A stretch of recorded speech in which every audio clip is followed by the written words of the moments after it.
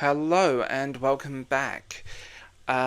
We just come out of watching, so I'm recording this not about a few hours after watching it, The Church on Ruby Road, the Doctor Who Christmas special.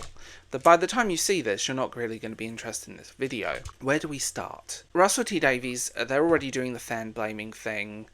I think after Jodie was... And I say this, the Doctor is only good as the writing. You can have a good actor in the role.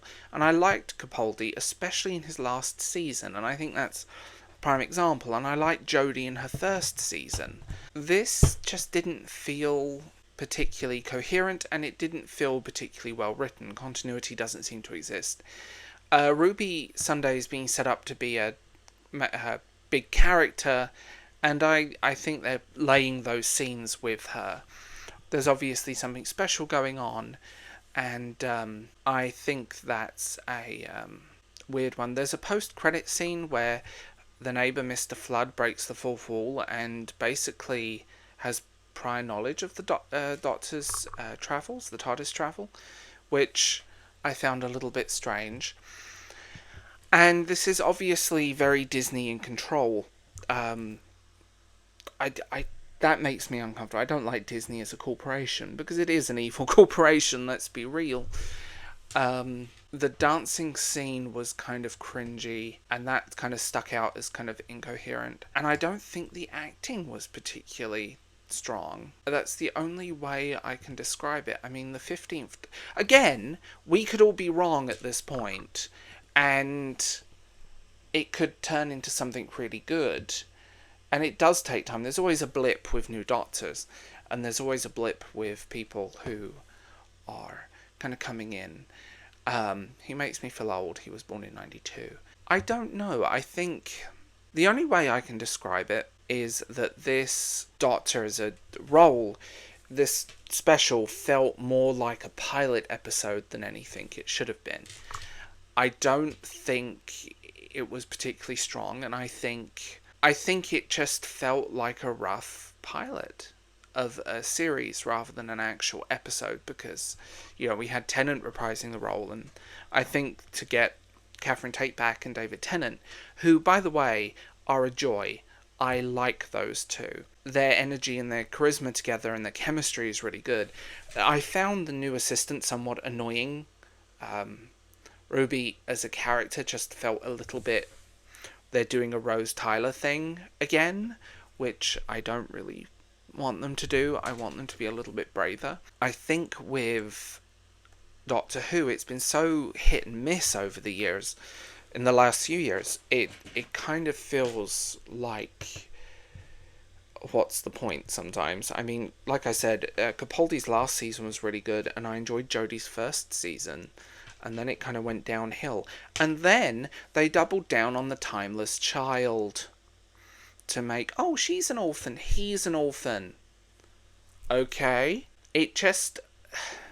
I don't know. I feel like they're either going to descend into let's bring back as many classic villains as possible routine, or the numbers are going down and let's bring back some more old actors, because now every Doctor basically exists simultaneously, and multiverses, and the problem is, and as a writer sometimes you have to keep things simple, and I think with Davies, and I like Davies mostly, except in this, it felt kind of, what's the point? Now we have Tennant's Doctor, the 14th and the 15th Doctor, existing simultaneously, a new version of Tennant's Doctor. I think that would be quite weird, because I know they now have the option of bringing people back. And kind of, I don't know.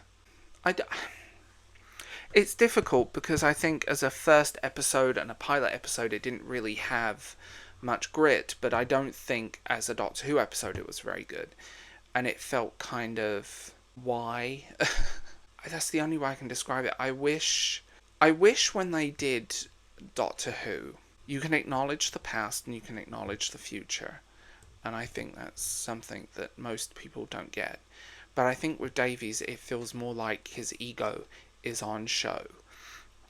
And now sort of fan blaming, which is something I don't agree with, you know, it didn't do as well as others, and it did underperform even in sort of the numbers that were pulled across, when you think even Jodie's Christmas specials were much higher rated. I think if you're gonna do the Doctor, let's do the Doctor. And I don't care what race the Doctor is, I don't care what gender they are, I don't care, I just want good writing. Like, I've seen him in a few things, I know he hasn't done a huge amount of stuff, but he seems to be a good actor. I saw him in A Midsummer Night's Dream at the Shakespeare's Globe in 2016, and he was really good. And I feel like this is a little bit underdeveloped for him. It's strange. It was a really uneven episode. It wasn't a bad episode, but it wasn't a great episode. It was a generic episode that felt incoherent and messy. And I feel like them doubling down on the Timeless Child, when that could have been handled as a trick from the Master, or introducing the Timeless Child as a separate character, and it was all the trick for the Doctor, I think would have worked. It feels like it was the only way I can describe it when it comes to Doctor Who. And I grew up on Doctor Who. I grew up on repeats of Doctor Who on the BBC, and I grew up on yeah, that's the only way I can describe it. So I don't know what will go on. They also did an alteration to the Adventures in Space and Time scene, which was shot to intentionally used to bring in new Doctors and things. They did withhold some dialogue from it, but Matt Smith was replaced with the new Doctor, and from that scene at the end. And the scene for the original dialogue, which was used in The Unearthly Child, was removed. Which may be, and I assume this, that the family of the writer was withholding the licensing rights for the BBC. Which is a thing. It is a thing. But as a Doctor Who fan, this just felt kind of a letdown, and felt kind of, what's the point, more than anything. I do wonder what's next, and I'm going to keep going, because like I said, Doctor Who as a television series, as something, there's always going to be ups and downs with the Doctor, and I want to give this a fair chance, and I always give everything a fair chance.